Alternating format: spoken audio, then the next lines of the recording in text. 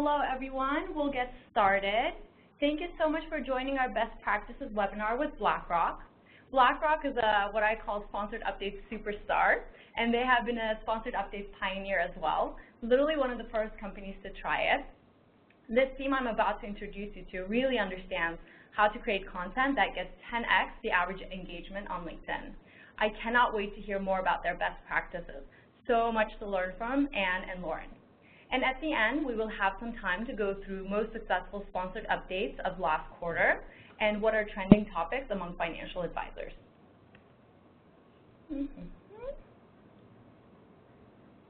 One second. All right. So before we get started, let's start with a few housekeeping items.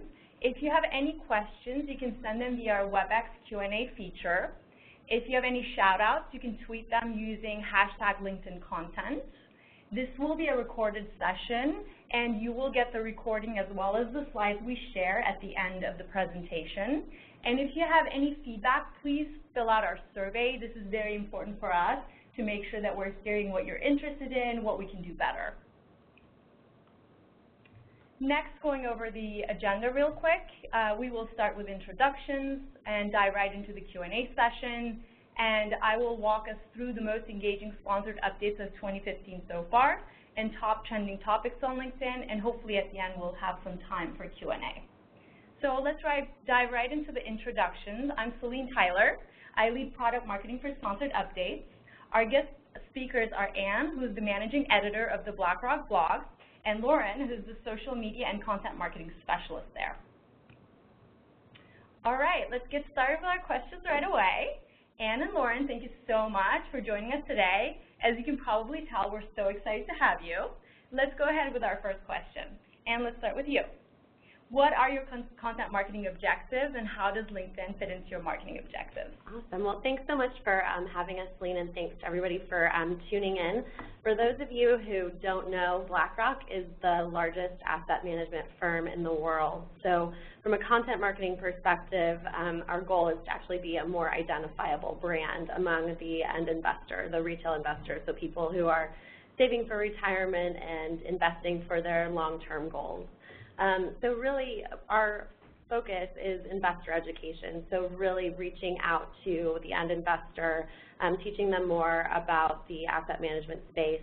So we talk about retirement, we talk about timely market events, we talk about the economy. Our CEO writes for our blog, our chief investment strategist writes for our blog.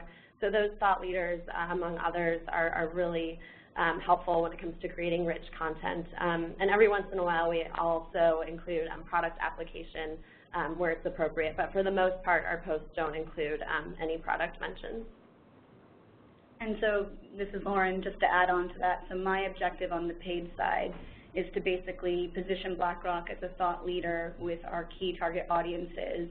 And as Anne mentioned, that extends to high net worth individuals and also FAs.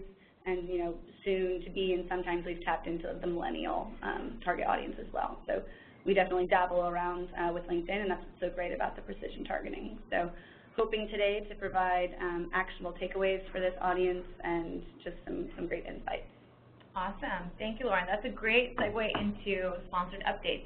Can you tell us why were you one of our first sponsored updates customer and why you continue to invest? Of course. So initially, sponsored updates appealed to us due to our desire to ensure that appropriate content is served to the right audience. We were invited to join the pilot program back in 2013. We were one of 3 companies that started it out. So we've been with LinkedIn since the beginning. So lots of time to optimize, create different campaigns, learn from past mistakes or different target audiences that we've created, determining what themes resonate best with certain audiences, the different content that Anne produces with our wonderful team.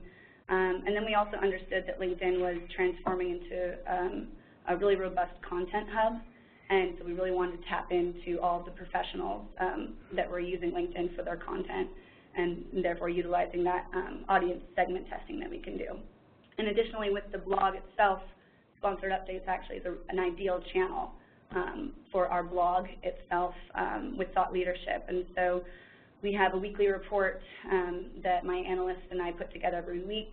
We have our content creators meeting that Ann heads up. And we basically take a look at the virality of different posts, and we rate them by what is the LinkedIn average benchmark versus the different tiers. So what's a strong performer, what's a viral performer, what's a poor performer.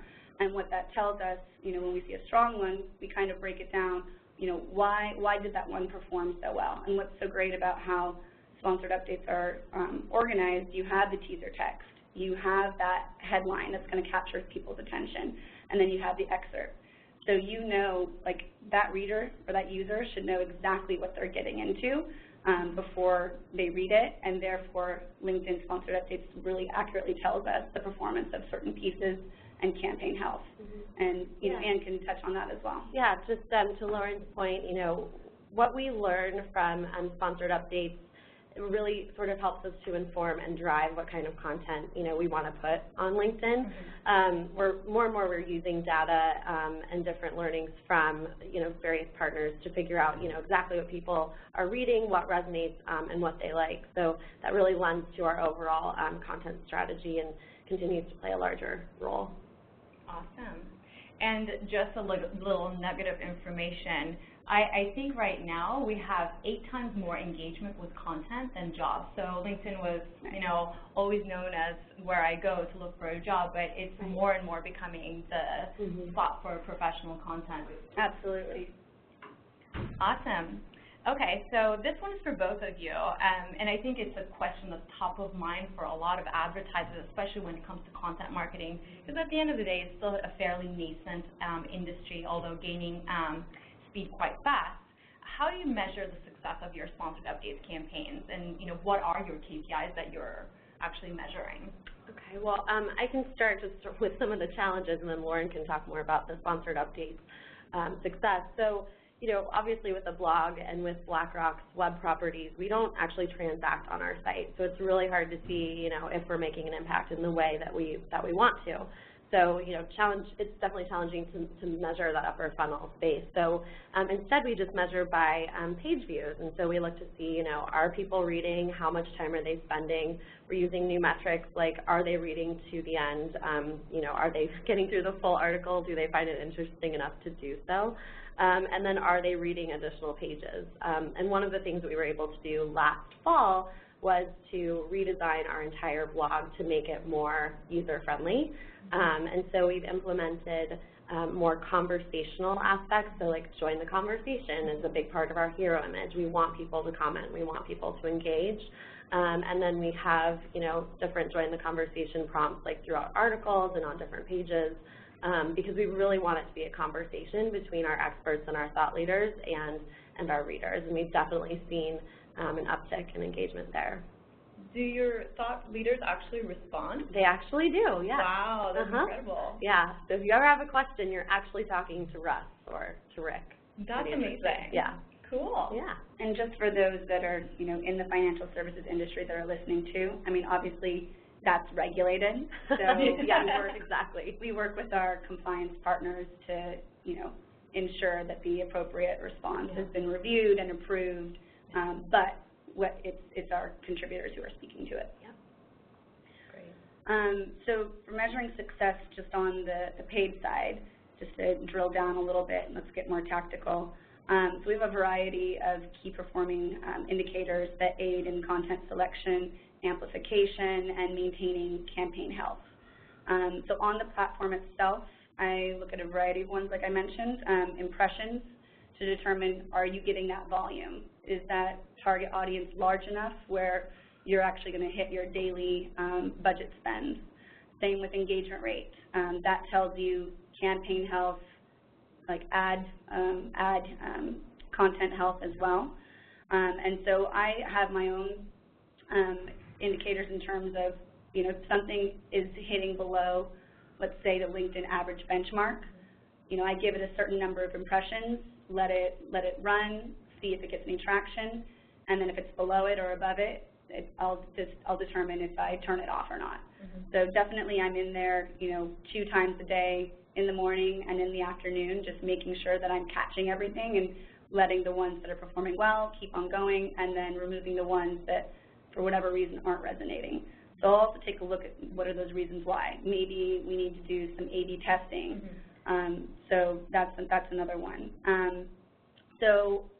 In 2014, just to give some little nuggets, on average, our campaigns were performing 4 times above the FinServ benchmark.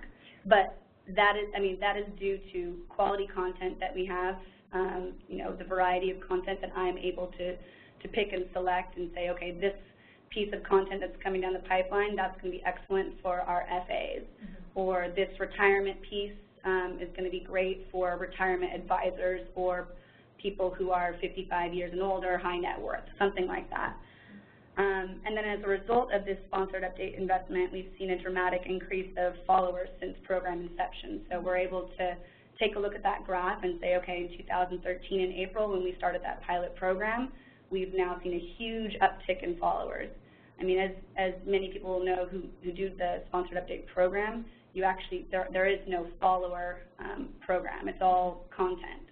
So we attribute, the investment and seeing that dramatic increase in followers to sponsored updates and people reading it. It resonates with them, and then they go back and they follow.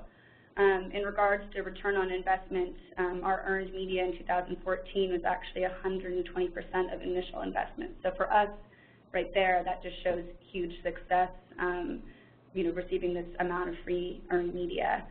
And then as it pertained to blog success, as Ann also had touched on a little bit, we measure in page views and time on site, and that's to determine if the content is resonating with the audience that I'm pairing it with. Awesome. Great. I'm sure we'll have some questions at the end about all those metrics. Lauren, can you also dive into, you talked a lot about the content and how you choose it. Can you talk a little bit more about maybe your methodology behind that and how do you pick what's working? Maybe when do you want to do A/B tests on something? And also kind of a little bit touching on what types of content, pieces of content works well for you on LinkedIn. Yeah, absolutely. I actually think I'm going to kick it over to Ann because she can give the high-level overview, and then we'll narrow it down to how we select it on paid. Awesome. Thanks, Lauren. So really, the content mix that we have on the blog in general includes, market trends and topics. So, for example, Russ Kostridge, our Chief Investment Strategist, has a Monday call post that's basically emulated from the Monday call that he does with our employees to tell them what's going on in the market and the things that we're focused on. We also look at investing trends in the marketplace. We have an incredible research team that looks at, what people are investing in based on flows in and out of products on a monthly basis. And so we can see what general sentiment is among investors there, and we can add those as blog posts. We do speak to a lot of our research. So we have, a global investor pulse survey every year that has some really interesting tidbits about how people are feeling about saving and investing, whether it's for their child's education, whether it's for a home or retirement, really great insights that you won't find anywhere else. And then certainly, reactive pieces. So, if the Federal Reserve comes out with a statement, we have great experts who can speak to that and explain to the end investor, this is what this actually means for you. We were able to actually capture a lot of really incredible pieces from our experts in March for Women's History Month. We've never really focused on women in investing before, and that's a space that we really wanted to get into, and we'll continue to do so throughout the year. So focusing on that demographic has been successful. And then more and more we're targeting the millennial investor. So the way that we define millennial is those between the ages of, I think it's 18 and 34, maybe 18 is a little young, but these are people who are just entering the workforce. They're just starting to earn money. They are, just now learning what a retirement account is and why it's significant. And so speaking to them is extremely valuable for us as well. Mm-hmm. Awesome. So then playing off of what Ann described in terms of our content, so for the paid side, I basically work with our brand advertising team and determining what, for this particular quarter, is going to be our business objectives, the themes that we're concentrating on, because, you know, Anne's side on the blog, she has a lot of things going on. She has many different pieces of content, you know, that she and her team produces on a weekly basis, and they fall into themes that I'm not promoted on paid, because you obviously don't want to have oversaturation. So I select three different themes usually for each brand, and determine that with the brand advertising team, and then I'll work with Anne to basically do excuse me, an analysis in terms of, we go over the blog queue and we take a look at the themes that we have for the quarter, and we'll say, okay, what evergreen pieces did we have from maybe the prior quarter or in the past year that's top performing. So we'll have our analysts, you know, pull the top performing pieces that are still evergreen that fall into these certain themes. So that's number one. So determine evergreen content available and then repurpose to kick off your campaign if, let's say, you don't have anything, or at least supplemental. Second step would be categorize what content is in the pipeline.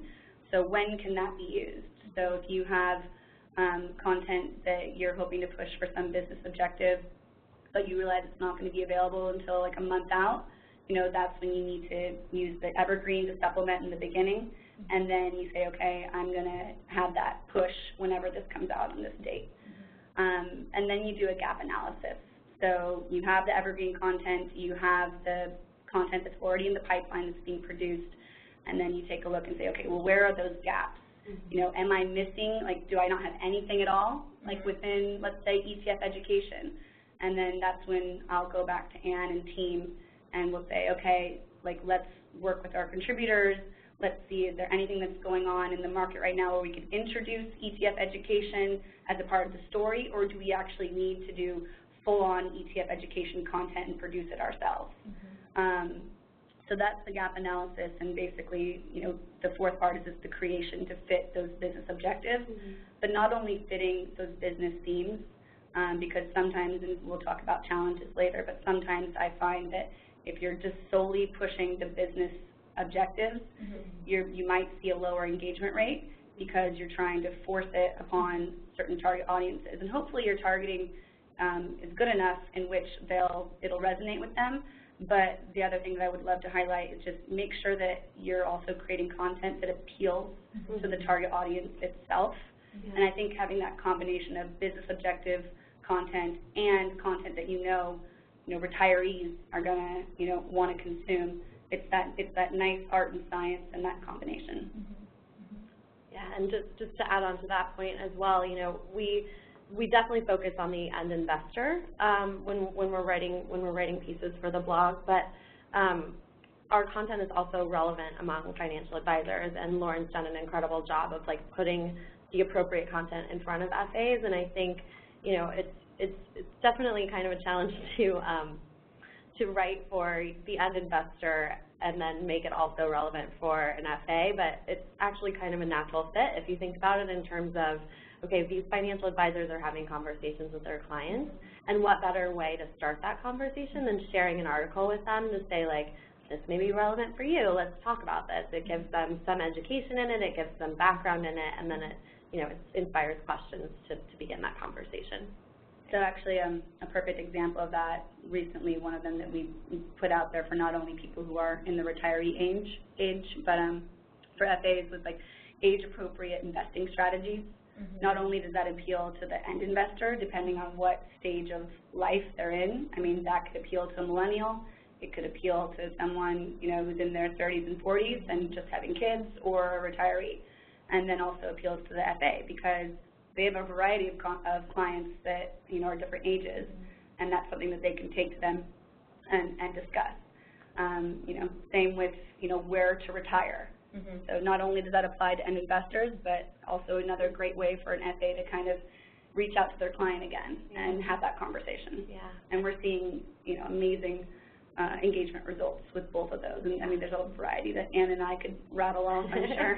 Yeah, and you know, for the most part too, the demographics that we're targeting don't necessarily include, say, the millennial generation. It's more of that like older, like pre-retiree, like higher net worth, and then a financial advisor.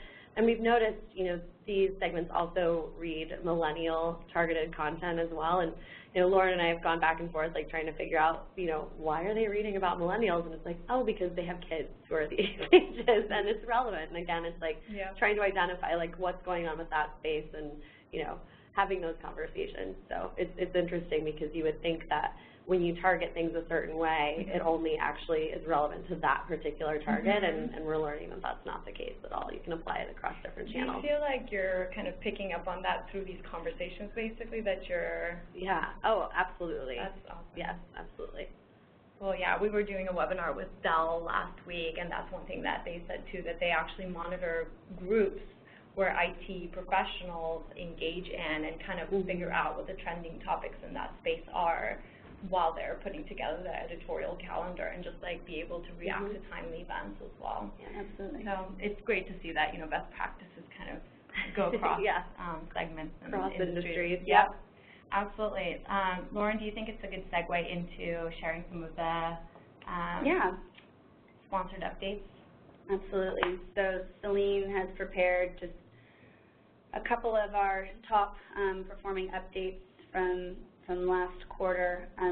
These ones are actually all retirement related, but like I had mentioned before, you know, there are, you know, and Anne can rattle off them as well, but we'll start with these. So basically just kind of breaking it down, you know, you have your teaser text and that's, you know, the description, the copy that's leading into it. You also have your header, so that's where it's gonna grab your attention. It's the bolded piece that needs to be short and sweet. For me, usually teaser text, like short, clear, to the point, shows value. I mean, you're lucky with sponsored updates, and like I'd mentioned before, you know, you have 3 different means of getting someone's attention and relaying exactly what it is that they're going to get out of this. So definitely showing value to that particular user, and not only showing value, but addressing the copy to that target audience. If I'm talking to retirees, there's a certain tone, there's a way that I'm going to address it that speaks to them, versus like if I'm introducing it to an FA, I might say something about their clients or things like that. We notice when we use the word you or your, click-through rates go up, and so that's just something like very, you know, tactical just to keep in mind. And I already mentioned, so the message crafted to the audience. Also under 150 characters. So this kind of goes into what I was talking about, just short and sweet.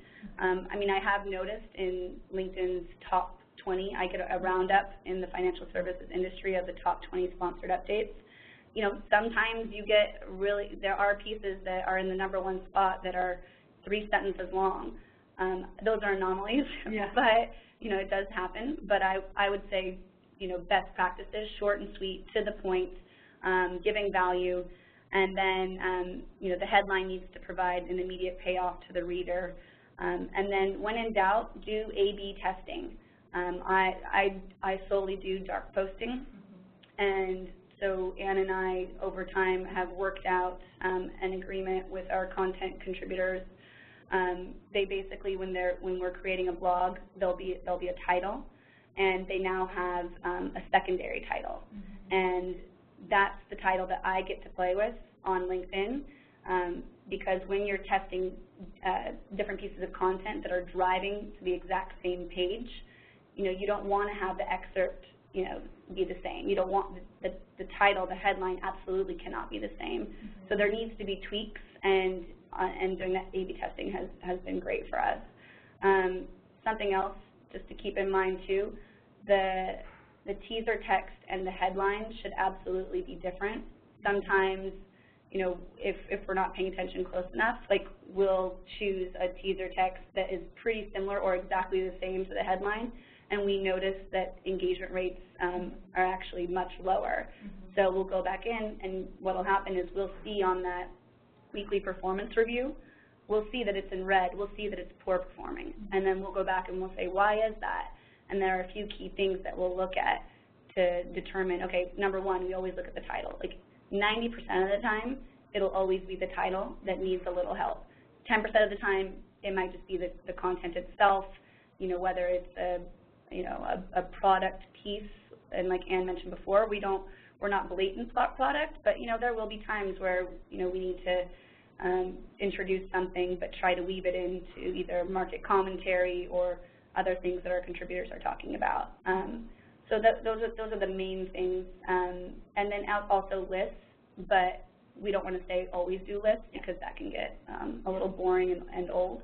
Anne, any other ones that you want to point out? No, I think you've really covered it for sure, and certainly titles that are more compelling. So giving someone like an action step, like the 3 things you need to do, like this example before the end of the year, those usually tend to do much better than saying like a headline that you would see maybe in any news source, like Fed reacts to latest economic report. It's just kind of like, I'm not going to click on that. Yeah, that's something that we definitely noticed. We don't want to be reporting on the news. Right. We want to have our own take. We want to have our own unique perspective.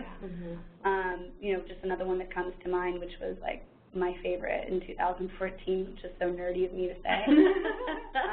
But change it up, but mysterious and intriguing, but showing that there will be value is also key. So the one that I loved was the last cheap asset class. That just skyrocketed in terms of engagement rates and click-through rates and time on site, because not only are we being a little bit mysterious, but we're telling you what that asset class. We'll be telling you what the asset class is. And we're just kind of teasing it out there. I call it click tease. Absolutely. Click tease does really well. Like you're about to tell them there's absolutely value add in it for you. And I think just echoing exactly what you said, it's basically writing a headline and an intro that says, why should you read this? Not that we're going to report on something, but why is that particular breaking news important for you? What are the key takeaways? We'll tell you. I think that's really excellent. And a few things that I also noticed, because I'm looking at so many of these on a daily basis. It's also really important that in that teaser text that you're talking about, there's 3% savings, 120% minus your age. There's little nuggets of things that people are familiar with. So really including those numbers and telling them, okay, so it's going to be about these topics, and just giving them a little bit of a teaser into what they're about to read is a really great way to get people to click as well. And then, offering, I guess, showing like Rob Cron is about to tell you about the 8 things you should do. So having a legitimate person who's credible in the industry to say, hey, learn from, this really valuable person who has great opinion on this topic is something that I see works well. Just to touch on that, because it's interesting that you brought up Rob Cron, because I know it's one of the contributors up here. It also depends on who your contributor is. So I would say just best practice. I normally don't put the contributor name, at least not in the teaser text, and definitely not in the title. Like maybe, if anything, it belongs in the excerpt. Unless there's someone that is easily identifiable, recognizable, like Larry Fink or maybe Russ Kostrich, like an example for Blackrock itself. But yeah, I mean the excerpt itself, that's where you have 1 or 2 sentences. That's where you can give those nuggets, just a little bit more detail, just to entice the reader to really want to get into it. Yeah, absolutely. I feel like the way I almost break it down is that intro, that top one is what's in it for you to read this, to grab the attention. The headline is setting expectation on what the content is going to be about, and then that text at the bottom is more about, hey, we'll tell you a little bit more about it, pique your interest so that you click. So that's what I call the click tease. Exactly. And actually, sorry, I don't want to go over too much, but just one thing to notice, it is interesting to see that out of these 2 top ones, the logo for Blackrock still performed highly. The other one has a picture. I would say that if you can, having some type of visual is best, whether that just be a stock photo, if I'm going to bluntly say it, that is in line with what your post is, or if it's a chart or some kind of graph that is featured in it, that just captures people's attention as well. And I think that just goes as a best practice for all channels. Yeah. We're going to dive into a little bit of that in a little bit too. So that's awesome. Let us go to next slide when I find my mouse. There we go. So I think the next slide, I mean, we basically just covered it. This is just for on the iShare side. So I guess the ones that we chose are all about retirement. But like I'd mentioned, like the last cheap asset class, and there are a few other ones. So yeah, just make sure that you're speaking to either the professional or the person in whatever life stage your target audience is. Make sure that you're crafting it for them, and then just keep it on point. Let them know like what value they're gonna get out of it. Mm-hmm. Cool. And just want to highlight that they received 8x the average CTR, which is phenomenal. All right, going back to our questions, just kind of wrap it up with an inspirational note. Who are your personal content marketing inspirations, and who do you think is killing it with content marketing? Awesome. So I'll say I think Patagonia does a really incredible job. They have their own blog to support their product, but it's really about the customer, not about the brand. For those of you who've seen it, they use incredible imagery, they use really insightful stories, long-form pieces that are sort of telling about a journey and not necessarily like a one-off, this is what this person did. So, they tell the story through the eyes of somebody who's using their product, and I think, all too often brands are like pushing onto people, and by engaging their end consumer and like making the consumer part of their story, it provides so much more value, not only for that one consumer, but everybody else as well. I think, the content coverage of Refinery 29, it's not necessarily content marketing, but the mix that they've developed over the last, 3 years, even, it's been pretty incredible to see them evolve. And actually, their Chief Revenue Officer, Melissa Goidel, was at South by Southwest, and I went to see her speak. Lauren and I were able to participate, and it was incredible because they've really leveraged data to lend to what they cover. They know exactly who their target audience is, and they give them exactly what they're looking for, and it's just incredible what they've been able to do with data. And then in the financial services space, I'd say, Morgan Stanley's site, if you just go to morganstanley.com, it doesn't even look like an asset management firm. It's extremely creative the way that they've laid it out, and they've really focused on personas. So, the experts that they feature, are front and center, and they're given a personality and context. So I would say, they're doing an incredible job as well. Awesome. Yeah. Cool, thanks. So I think, sometimes companies, they lose sight that it is about the customer first. It is about that audience. Just kind of playing off what Ann was talking about, Virgin America, their cabin to content strategy is amazing. I mean, if we're talking about financial services and content that's maybe a little bit drier, not as exciting, regulated. I mean, they took a safety, either video or safety card that they had to read, and they turned that into a music video. Yeah.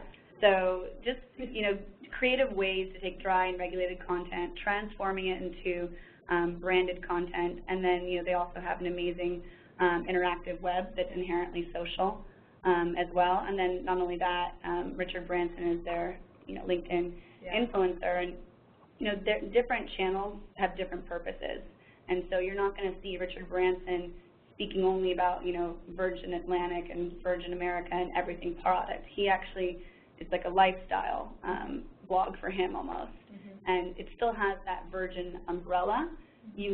That he's a part of it. That that part is branded, but what he speaks to is definitely more lifestyle related. So I think they've just been doing a wonderful job for the past few years. Awesome. Thank you, guys. Yeah. So we'll switch gears a little bit, and I'm going to walk us through some of the most successful sponsored updates overall in the finance industry that were published last quarter. Besides Blackrock, of course, we've covered some examples from them. So a little bit about the methodology. These are top sponsored updates from North America that were targeted to US and Canada. And we filtered out everything above 25,000 impressions, so we're looking at 25,000 impressions or above, and then rank them by highest engagement rate. That includes clicks as well as social actions such as likes and shares. So starting with all categories, but I want to pause for a second and give a map of a sponsored update. So when I'm, using the terminology, I want to make sure that we're all on the same page. So the top part, I usually shorten that to intro, but it's the introduction text. And then the headline is a conversation with the Yahoo CEO. That's what we call the title. And then the description is, the bottom part that I highlighted. All right. So starting with Hey Group. They're a management consulting firm focusing on organizational strategy. And let's look at and break down what makes this content engaging. First of all, as Lauren said earlier, large compelling image. I highly recommend taking advantage of the large image upload functionality for updates. We see great engagement with larger images. There's so much you can tell with just the visuals. And this update, again, echoing on some of the topics that we already covered, has exclusive and unique content on the industry trends. Industry trends are something that we always see great engagement with, and especially when they put their unique twist to it, that's something that really grabs the reader's attention. The next example is from Athena Health. They're a cloud-based healthcare technology solution for electronic health records and revenue management. Again, talking about not necessarily a sexy industry. Again, they picked a great topic, career advice that's largely relevant and engaging on our platform. Thought leadership pieces get a lot of engagement. They also really make the content pop with concise and compelling introduction and title. When is it time to leave? There's also, the click tease that I talked about. This is a great example for that. It starts getting the reader hooked, but then doesn't reveal too much and just goes ... So you want to click and read more about it. So just finding that right balance of saying just enough, but not too much. Because I have seen also updates where, basically the gist of it you can read by reading through the text there, and you're just like, okay, I'm done, I don't want to read this anymore. But, being able to find that balance is really important. Next one is from Hortonworks. They're an open source Hadoop development and distribution platform. I think this one is really interesting. I picked this one, well, it's a top one, but I'm really excited to share it with you because if a topic is super relevant to the target audience, that works really well. So you don't always have to write about, professional development, thought leadership. If you find a trending topic in the industry and find a unique perspective to talk about that topic, that really engages the target audience. So big data is a big topic, and they're putting their own unique spin to it. And again, title and description are super clear. One thing that I see here that I would highly recommend is that it says download the white paper to learn more. There's a really clear call to action. You know exactly that you're going to get yourself, if you click on this, you're going to put your information down and get a white paper. So it really sets the reader's expectations. And we're going to go into financial services. The first one is from American Express. American Express is another one of our sponsored updates marketers who gets it right, I wouldn't say every quarter. They're usually one of our they're usually in one of our top updates every quarter. And so it's a good company to watch. But we're seeing a common theme here among top performers, including Blackrock, content that offers advice on how to be more successful. And that's what people come to LinkedIn to do. So you're giving them exactly what they want to hear when they come to LinkedIn. And one thing to note here is how American Express eliminates the intro. So that's not something we've seen yet, but keeping the intro short, as Lauren said, or eliminating it altogether can really boost your clicks to your website. If your goal is to really create that high CTR to your website and your website engagement is what you're looking for, that's an interesting tactic to use. But if you're doing that, make sure that your headline is super punchy and concise, and that it's enough to let the reader know what they're getting themselves into. So it's really important to find the right balance there. And again, 5 things. So lists are, something that performs really well because it's snackable, short, you know exactly what you're going to read and learn, but overdoing it obviously is something to avoid. And here's an update from Goldman Sachs. As I was saying earlier, compelling images play a really large role. And here, an infographic is a great way to present a lot of data and information in a really easy to digest way. So the intro, something we were talking about, is on the longer side, but it is really well written to draw the reader in with a fact and what you need to know about the millennials. And it's a great topic, right? Millennials are just starting to think about investment, and it's a good timely content. And Anne already talked about that, so it's really interesting to see that some others are picking up on that. And the headline calls out that you're going to click on an infographic. So that's also really important, like I said earlier, letting the reader know about the format. If you have a video, how long the video is going to be, can really help with the engagement rates as well. So, if it's a 5-minute video, saying video 5 minutes long is actually something that works really well. What's interesting actually about that is, if you're also telling people, video, maybe the link, I haven't done that before, but, you will see, because you've been so prescriptive, when you look at time on site, like once you look at the page views, who's, viewed on it or who's viewed it, time on site, like the people who clicked on it knew that it was a 5-minute video. They knew what they were getting into. So if you have that in there, you should see, like, a longer period of time spent on there versus if you didn't say anything and then all of a sudden you serve people like a 10-minute video that they weren't expecting. Exactly. And you'll see major drop-off. Exactly. Well said. All right, so another example from Merrill Lynch. We'll talk about this in trending topics, but professional life topics, which we usually group as recruiting topics, get a lot of engagement from our members. This update brings a unique perspective to the topic of work-life balance, which contributes to its success. Using I is a great way to draw the reader into the conversation. So conversational tone can really help your content to sound more genuine, really invite readers to comment, interact with it, and also sound less salesy. It just becomes more personal. And this is a really interesting one as well. So using a large image, a really compelling one.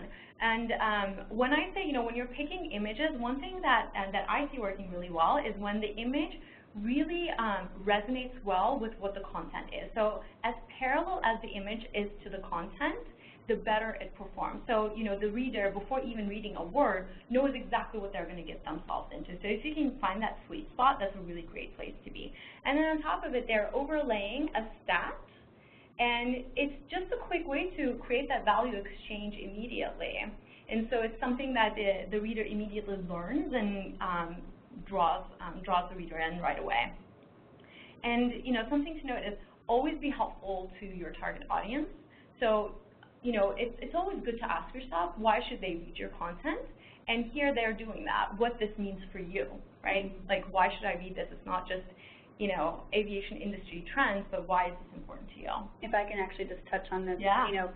Just speaking to the people on the line that maybe don't have large budgets or a creative services department or, an agency partner that can craft these images for them, this is just, as Celine mentioned, like a quick and dirty way of just getting that image out there as it's associated with the actual content itself. I mean, this is something that you could do in like PowerPoint, if you wanted. So just making sure that people know you don't have to have a large creative services department, to get things like this done. Yeah, no, absolutely.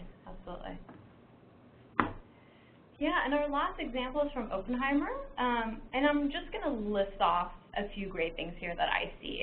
Again, an eye-catching image that parallels the storyline. A guy with a heart paper bag over his head, you just kind of pause to look at it twice, including a recognizable name in the intro to provide a unique perspective and draw the reader in with a known and respected name. And ending the intro in, why should you read this? So this is something that we've actually been seeing in a lot of our examples. So it's really focusing on providing value to the member. And starting the headline with a question. There were a few examples like this, and the first time I'm highlighting here, but again, creating that conversational tone could start with asking in your headline a question, ready for a job change. You're really drawing the reader in and encouraging more engagement with your content. Awesome. All right. Next, we're going to quickly talk about top trending topics on LinkedIn. Starting with all audiences, the top topics are recruiting, social media marketing, self-esteem, employee engagement, marketing. All topics have more or less been covered in our best performing content that I reviewed. And you will get a copy of this deck, so I'm not going to go through them one by one in the interest of time and just jump right into the CXOs. So as you see here, CXOs are not that different from our entire audience, but as you go down the list, you start seeing new topics come up, like reputation, venture capital, that we did not see in our previous list. And also taxes, being Q1 was top of mind. So again, echoing some of the comments we made earlier, balancing evergreen content with timely pieces is really important to keep that engagement going and really, creating an editorial calendar that works. And lastly, financial advisors. Of course, recruiting, self-esteem related topics are still top, but we're quickly seeing finance-related topics bubble up, such as financial advisory, retirement, something that we talked about with Blackrock here, financial planners, Roth IRA, investment banking, and FINRA. So that's all the content we had. Just want to kind of quickly talk about marketing.linkedin.com could be a great way for you to learn more best practices about sponsored updates, our other products. We have case studies there, more details about sponsored updates products, so I highly encourage you to check it out. And I think this is an image of one of our offices, so that's kind of cool. And that's all we had in terms of content. Looks like we have about 10 minutes for questions. I'm just going to pause and start with our questions.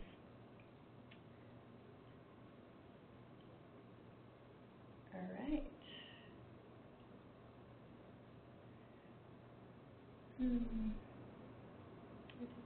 Sorry, I was just taking a minute to process. It's very technical. Yeah. So one of the questions is, do you guys do direct sponsored content, which is something that we covered earlier, which is commonly known as dark posting, but either of you guys want to kind of dive into that a little bit? Yeah, so I can just give a quick explanation as to why. So in 2014, and actually prior to 2015, we did not have, as a social program, a good way to distinguish what was paid content and what was organic content. And I think it just depends also on who your publisher platform is, or let's say if you have like an add-on platform that can do that filtering on the back end for you. For us at the time, we did not have that, and so what I was doing was taking the organic posts, turning them on, and seeding them out, and it was great, but then, when it came down to looking at our performance reports and looking at our retail site and trying to see, okay, well, how much traffic did paid social drive? It was very confusing to try to distinguish what was organic and what was paid. So now, for every single post that I do, it's a dark post in all channels, and that's because I want to add in my paid tagging. So whether it's for Google Analytics or Adobe for our retail site, I always have that paid tagging in there. So I'm basically selecting content that has been approved. So once it goes through the compliance approval process, I have access to all of the different pieces of copy and the links and the assets, and then I'm good to go on my own schedule and seed it out to my various target audiences. Awesome. And one question that's kind of related to this that I think I can answer to, because it's more a lead gen question. So do you ever have direct sponsored content landing pages with forms? Do you think that makes a difference when you have gated versus non-gated content? So I would say, it's definitely okay to have gated content to drive leads to your website, but what I see is that, think about the full funnel. So a lot of advertisers, when they have a very limited budget, choose to go with just gated content and focus their entire energy on that. I highly encourage you to think about the upper funnel and creating that brand awareness first, and that will help you with the lower funnel goals later on. And you can actually do a lot of brand awareness through getting your employees to post on LinkedIn and creating that viral traffic. as well as, focusing some of your sponsored updates on top funnel activities, and then eventually leading them to gated content. So if the members' first interaction with your brand is the gated content, we don't see as strong conversion rates, but I would recommend balancing out your content strategy with lower funnel content that might be heavier, might require more brand awareness, and then top funnel content that's more snackable, easy to understand, and that's really geared towards those top level topics that we talked about. And I would say too, just saying what Celine was saying about thinking about your user, sponsored updates are in the native feed. So if you think about a person that you're targeting is going to get a sponsored update and it's driving to gated content, that's not exactly a great experience. And they're going through their feed, they want to read things right away. So for us at least, I would say we stick with that top funnel, and then you could use programs like LinkedIn's Lead Accelerator to then do more of the lead generation. Yeah, I mean that's definitely a good point. Another one that's sort of related on this topic is, do you find these takeaways that you talked about apply to organic updates as well, or do you have a different strategy for organic? Takeaways as in like how they're constructed and engagement. So do you treat the organic versus sponsored differently? Yeah, I would say we treat them differently. I mean, in terms of how it's crafted, no. Right. Because we craft it in the beginning, it goes through the compliance process. The LinkedIn posts are created from the blog pieces that either Anne is writing herself or her team is writing. We have, a certain number of posts that we create from each blog post. So that process is absolutely the same because I'm using that organic content and repurposing it for paid, but I'm obviously distinguishing who it's going to go to and maybe making some tweaks with the team and with compliance to make sure like it's appropriate for FAs, or if we want it to be a little bit more targeted towards people who are millennials or retirees or things like that. But in terms of performance, we definitely rate like the KPIs are a little bit different when we're talking about CTR for paid versus organic. Organic, we're definitely going to look more on the page view side, time on site, and like clicks. It's a little bit, we definitely see a much higher engagement rate with paid because it is so targeted versus sending it out to our organic audience who's obviously interested in Blackrock or iShares content, but it's not going to be as highly targeted for specific professionals or people in certain life stages. That's a good point. And another thing that I would like to add is what we're seeing is that, when somebody chose to be your follower, they're actively looking to hear about your company. So we're seeing that, content that's related to your company is a great way to engage your followers. But when it comes to engaging with, people who are not necessarily following you, who might not have that brand awareness about you, more of the, industry insights and your unique take on that industry insight is key. And so I would say I would not necessarily treat them the same way as, kind of all talked about. But, think about it as like someone who already opted in to hear from you versus someone who you're looking to create a relationship with. Exactly. I mean, that just goes back to the target audiences again. Like if you're speaking to, people who are your general audience members, you put that out there, you see how it does. But if it's going to be like for retirees or for millennials, that is going to be specifically crafted and optimized for that specific audience. Yeah, absolutely. And just ending in kind of, again, like one of those big questions, what do you think is the next big trend in content marketing? What is Blackrock investing in next? Well, I'll go first because this is kind of a plug for LinkedIn. Thank you. But we're actually going to be going ahead with LinkedIn's Lead Accelerator program. So as I mentioned earlier, that's a great way just to engage and start a program for lead generation. It can be used for other things like driving traffic or increasing page views per unique visitors. So there's a variety of different goals that you can set for it. So that's something that we're definitely looking forward to launching because it's I don't want to call it retargeting because it's way more sophisticated than that, but it's basically using LinkedIn's precision targeting coupled with the acquisition of Bizzo and Bizzo's ad publishing network. So if someone goes to the iShare site and they go to just the home landing page, we're going to follow them wherever they are, and we're going to give them high-level content because they didn't go too deep into the site, and it might be something like ETF education or something very high-level. And that might be served on the Wall Street Journal or like Yahoo Finance or things like that. So it's wherever they are. Yeah. Or if they're on LinkedIn, we'll serve them a sponsored update. And if they went deeper into the fold, we're going to choose that user journey for them and serve them content that is like a little bit more detailed, maybe investment strategies, like depending on what they were originally looking at. So for us, on the Blackrock side, I think it's social retargeting, but using LinkedIn's precision targeting, which will be huge for us.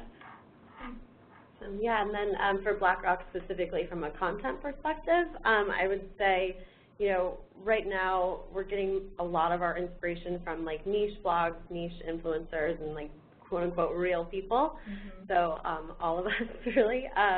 So really more about connecting the brand with real people by mixing up our content offerings. So for the most part, we do 500 to 7-word blogs and videos. I think we'll try to use a lot more video mediums going forward, and then also, you know, looking to craft that really unique, like long-form content that blends, you know, different interactive elements, whether it's really incredible imagery or really great videos or audio clips of an interview. I think, you know, bringing that kind of a value and that more like rich experience to the reader is something that we certainly want to do. And then we just added another team member, Jenny Rector, to our team, who will be in charge of creating an even better user experience on the blog, so really engaging with the community and the readers that we're trying to reach. Awesome.